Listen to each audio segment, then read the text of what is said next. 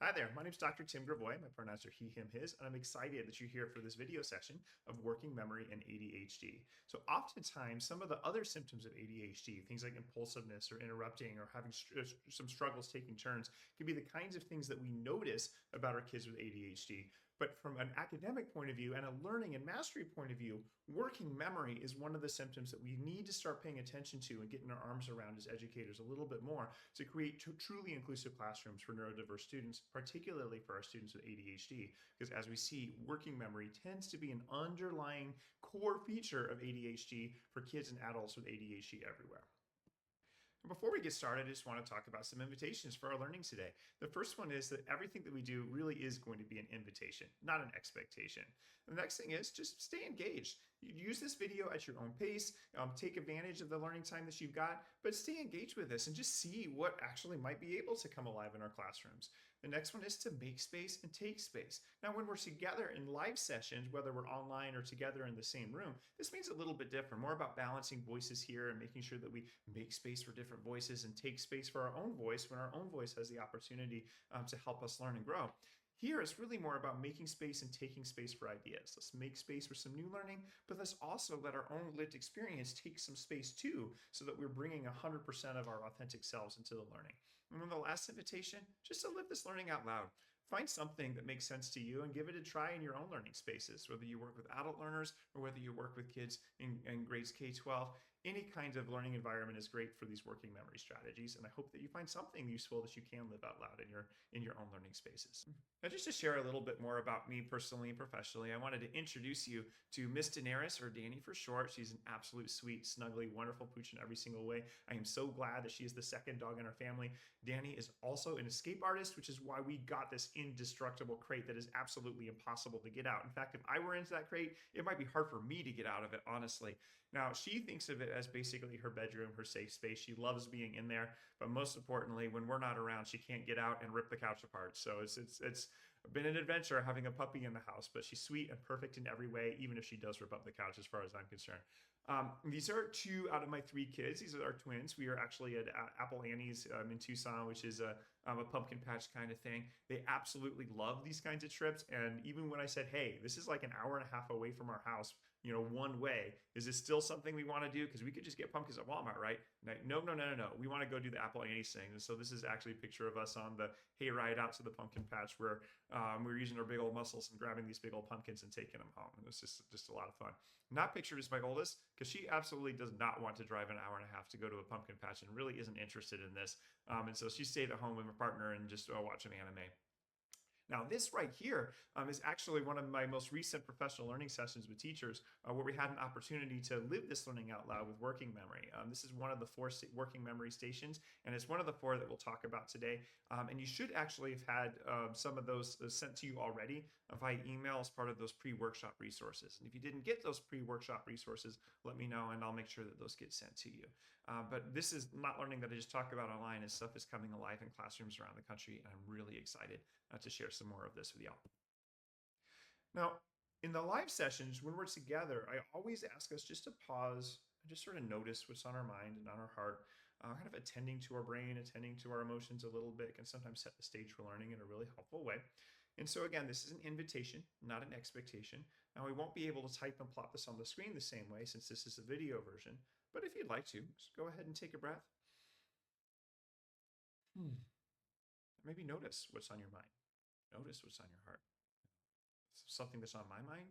It's just that I got to get that dishwasher unloaded. I just was supposed to get to it before I started work today, and I didn't. And I'm wanting to do that. So maybe I'll do that during lunchtime. But what's also just on my heart right now is just that, today's Wednesday, which means I drop my kids off at school, and it means that they're going to be with their other parent for a couple of days, and I'm just kind of missing them right now. It's just something I'm just noticing is on my heart as I get started with this video today. Now, whatever happens to be on your mind and on your heart is exactly the right thing. And just nice to have a chance to stop, to pause, to notice it, to attend to it just a little bit so that we can set the stage for some learning that's up ahead of us. Now, here's an apple, keys, train, candle, chair, book, shoe, kite. What did you see? This might be an opportunity to pause the video and just notice what of those items can you remember right now. It'll be interesting for you to see how many of those items you can remember without going back to the video and trying a second time. Now, what we just experienced was a working memory task where we had to hold some information in our heads just long enough to accomplish a task. Obviously, nobody's going to expect you to know this list of items later on in life, and it certainly isn't important for durable learning. But it does illustrate one of the core challenges that folks with ADHD often have. Holding items in our brain so that we can use it for later is a real challenge for a lot of kids with ADHD, and is not necessarily the most visible symptom of ADHD either, but it is one that absolutely affects learning here. So what is working memory? Is that ability to hold and manipulate information in our brains over a short period of time. And working memory is a core executive function. And of course, ADHD is a disorder of executive function primarily. And so it makes sense that working memory challenges is something that many, if not most, folks with ADHD are going to experience. How does ADHD affect working memory? Well, working memory impairments are a core feature of ADHD, and that impact crosses subject areas and types of learning. And it's linked to some academic and real-world challenges as well. So things that we can do to support working memory in the classroom have the potential to transfer into students' other world life as well, and to be very supportive in ways that have payoffs throughout an entire lifespan and quality of life. So it makes sense that we have an opportunity to get our arms around some of those strategies and make them come alive in our classrooms.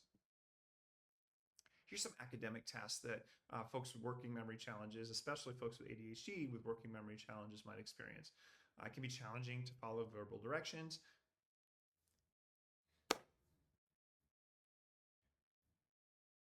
Now, here's some examples of academic tasks that can be challenging for folks with ADHD to navigate, especially Here's some examples of academic tasks that students in grades K to 12 might find challenging to navigate inside our classrooms. Number one is following verbal directions. Number two, reading comprehension. Within the ADHD community, if you follow a lot of creators with ADHD, sooner or later, you're going to come to a creator who talks about this phenomenon of reading a page of text, not remembering what it was about, having to go back to the top, forgetting why we're rereading this text, and suddenly we reread that same page for an hour, but just to find out that key idea right there. So reading comprehension could be a challenge for folks with working memory challenges as well, which of course is a common feature of ADHD. Writing complete paragraphs is another thing. A lot of times kids with ADHD are exceptionally creative and have lots of ideas, but getting those ideas to travel from a brain, down a shoulder, through an arm, into fingers, and onto paper to turn them into complete paragraphs can be a bit of a challenge without some working memory supports. And so if you're an elementary school teacher who uses graphic organizers to help students organize paragraphs, you already know what a powerful support some of these working memory strategies can be, particularly for kids with ADHD. Learning phonics patterns could be another thing. Phonics patterns rely heavily on memory and practice and doing things enough times so that they become automatic. Taking notes during a lecture could be another working memory challenge. Mental math is essentially a working memory task that involves complex mathematics. And memorizing algorithms can also be a challenge for folks with ADHD because of working memory challenges. And then learning new vocabulary is one of the biggest working memory challenges that we'll see across all of the content areas that we might be teaching in grades K to 12, and can be very significantly affected by working memory struggles. Now, working memory doesn't just affect academics, it can also affect life skills as well. Things like remembering items on a list, following a recipe, packing a backpack and getting it ready, especially if you happen to be the parents of a child with ADHD who has a school backpack and a soccer backpack, for example, or some other kind of backpack that needs to get ready, needs to be prepared. Remembering verbal directions from caregivers, tracking multi-speaker conversations. So we're in a group of people, there's lots of people talking. Tracking those multi-speaker conversations can be tricky. Cleaning a room, and that makes sense because saying clean a room is actually not a direction to do one task, it's a direction to do at least 5 or 6 that I can think of. And so working memory plays a big piece in making those tasks easy to do or difficult to do. And then learning new names is a common working memory struggle that folks with or without ADHD might experience, but folks with ADHD report is very common to them. And as an adult with ADHD, I can confirm that both the academic and life skills task lists are things that I've had to navigate as well. The good news is there are many things that we can do to support working memory, and 4 of these have an exceptional evidence base to show that they are not only really effective, they're also classroom possible, school possible kinds of strategies that we can put into place to support working memory with kids with ADHD, and honestly, any child who struggles with working memory tasks. Chunking instruction is the first one. The next one is to create visual schedules and task cards. Then flashcards, which honestly, when I was in teacher school, flashcards kind of got a bad rap as an instructional tool, but I think are going to come back for us in some really powerful ways. And then finally, retrieval practice. Those 4 strategies are powerful things that we can do and really lean into to support working memory for all of our students. But our kids with ADHD are absolutely going to benefit from having these things as academic and life skill supports. The document up on the screen is called PD Activity Stations, Building Concrete Tools for the Classroom. Now, you can use this one of 2 ways. First, if you just want it as a checklist of how to get started with some of these strategies, it's there and you can just follow these strategies and you can make them come alive in your learning space.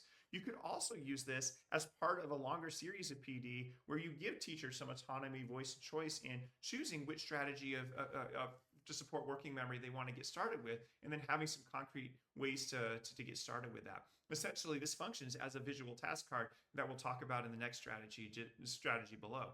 But right now, we're going to focus on chunking. Chunking is just taking a big task and breaking it up into individual itty-bitty pieces. And why it's a working memory strategy is because chunking means that we don't have to keep the whole task in our heads at once. The student with ADHD is able to just accomplish one thing at a time and focus on individual bite-sized chunks so that we can get through this whole academic meal successfully. And while there's lots of ways to go about it, one of the ways that works well for me is this particular strategy here, and it just involves a lot of Post-it notes, where you choose a tricky assignment from your content area. We're going to identify the trickiest part of that assignment for students. Then I usually pick up 5 different sticky notes. Sometimes I pick up more if I need it. And then I write each step of that learning process. Everything I need to do to accomplish what I'm supposed to do to be a successful learner here in this task. Then I recommend that teachers arrange these sticky notes in order and then try it themselves. Complete each task exactly as written, step by step. And sometimes there's a need to revise that. And in fact, that picture from that PD that I showed you way back earlier in this video, that was that chunking station where teachers were going through a task they wanted their students to accomplish. And one of the neat things was as they did this task themselves and went through these stickies note by note, they realized, oh, there's a step here that needs to be made a bit more explicit so it's not forgotten. Then what they did was they arranged it on a task card template and rewrote those finalized steps so it was an easy way to just deliver it to students. Some teachers did this with just put it on a laminated cardstock. Other teachers put this on a clipboard. Other teachers put it on a piece of chart paper that could just live in their classroom the whole year.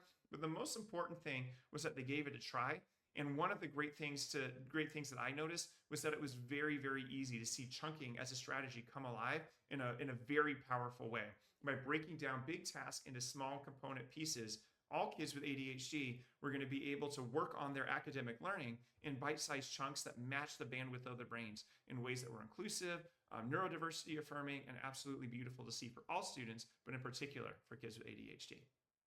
Now, the next strategy that we can use to support students with ADHD and working memory is visual task cards and visual schedules.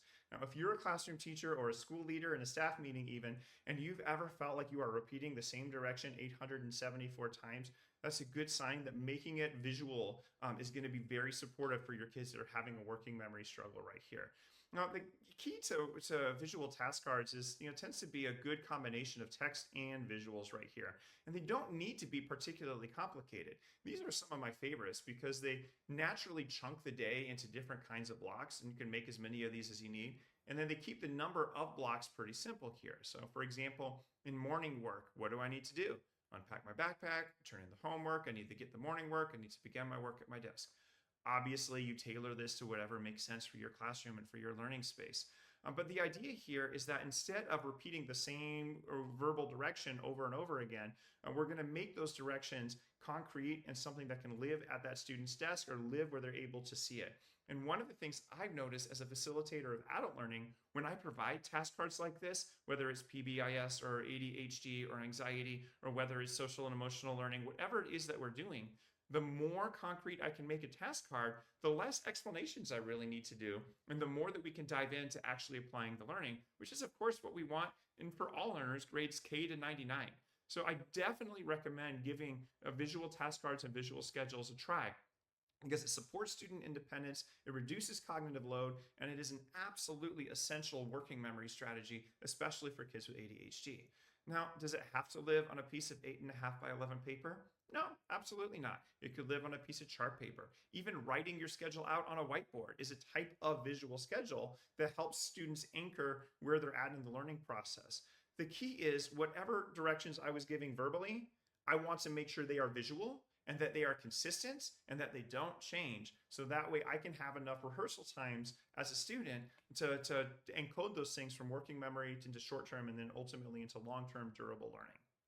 Now, another kind of task card that you might want to check out are task cards that are a bit more roles-based. So particularly if you're a classroom teacher that has a lot of group work, if you're sending students with ADHD into a group work setting without a very clear sense of what their task is and what their task isn't, it can be a little bit challenging for kids with ADHD to navigate that space, and certainly challenging for us as the adults leading the learning to manage all the different kinds of student needs that are happening in those sorts of situations. And so often visual task cards that are roles based and make it very clear what each role is supposed to do can be very helpful. Now, you don't need to have a visualizer, a predictor, a connector, and summarizer in whatever groups it is. Whatever your roles already are that you've already established, you could just replace those with this, and then it becomes very easy to just make it very clear what it is that you want students to do. And then when students come to you wondering what it is they're supposed to do, take a look at your task card, kiddo. And it really supports independence and it supports working memory, in particular for students with ADHD, but it's going to be a great tool for all students. Now, the third working memory strategy that is an invaluable support for students, but also in particular support for students with ADHD and working memory, is flashcards. Now, when I was a baby teacher 20 years ago in my teacher prep program, flashcards kind of had a bad rap. We wanted to, at the time, we were really focused on getting away from rote learning and moving towards more complex kinds of tasks and problems that we wanted students to solve. I absolutely agree with that.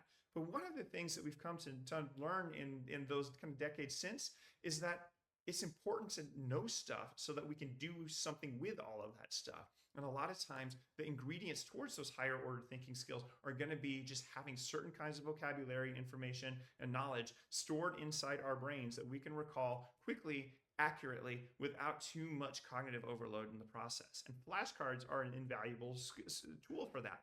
Flashcards are a great tool for anything that we want students to know quickly and accurately without a whole lot of thought here. And what I really love is that this is an example of a flashcard that still retains that idea of we're going to practice the same kind of skill over and over again until we get it right. But it has a group teamwork component to it, which I think adds something extra and relational to using flashcards in the classroom. And I thought I'd share this as an example. Now, of course, if you have 10 vocabulary words that you want students to learn, and building 10 flashcards for individual kids to practice is a great tool. This is another way to expand how you might consider using flashcards. Now, this one is all about cause and effect. There's a start card here and an end card. Whoever has that start card says, who has an effect for this? The dog dragged his leash to the door and barked. Who has an effect for that? So assuming that the cause is the dog dragged his leash to the door and barked, what is the effect for that going to be? Well, the effect is the man took his dog for a long walk. Now, then if I have this card, I say, okay, who has an effect for there was a huge windstorm? Somebody else has a card for, well, the tree branch broke. And so when we have concepts that we can put on flashcards that are linked this way, that have a very clear pair, there's ways that we can practice these concepts in groups that make it a lot more fun, make it more relational, but still give students lots of opportunity to practice something and to make it so it's not just working memory here, we're moving it towards encoding into long-term durable learning. So this would be just a delicious way to tailor a flashcards for your classroom. And I would love for some of you to try this and let me know how it goes. Now, retrieval practice is one strategy that I hope to see happen in classrooms across the United States, in particular for classrooms that are trying to create inclusive spaces for kids with ADHD. And the reason why, it absolutely honors what we know about the brain. Neurons in our brain tend to wire together when they fire together, which means when we make the brain practice remembering something, it gets better at the remembering. So the good news is the more that we ask students to remember things, especially in low stakes environments where it doesn't really matter if they can remember or not, the more that we have students have opportunities to do that, the better likelihood we've got that that learning is going to become durable memory later on. And so here's just some strategies that I've seen in lots of classrooms that can work really, really well, provided they happen in low stakes, non-graded kinds of settings. The first one is real simple, turn and teach. It's kind of like think, pair, share, but it's a little different because the expectation here is very clear. We're going to turn to our partners. We're going to have 60 seconds to tell them everything we remember from whatever part of the lesson the teacher directs them to remember. Then our partner listens and adds anything that we've missed. Then we switch roles and repeat. And it matters because teaching somebody else is one of the best ways to make sure that learning sticks in our memory.